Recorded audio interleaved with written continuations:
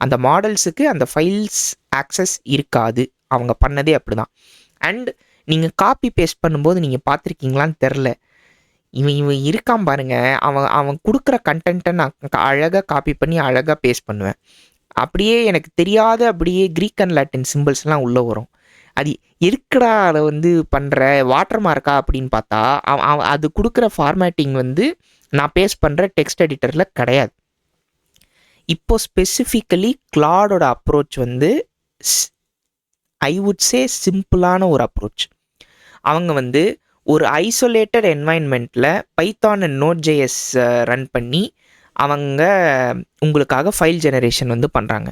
இப்போது கிளாட் வந்து PDF, PowerPoint, Excel and direct Google Drive கூட சிங்க் இருக்குது அப்படின்னு சொல்லிட்டு அவங்க சொல்லியிருந்தாங்க. நீங்கள் அந்த வீடியோவில் பார்த்துருந்தீங்கன்னா கடைசியில் அந்த டாக்குமெண்ட்டுக்கு டிரைவ் சிம்பிள் போட்டிருக்கோம்.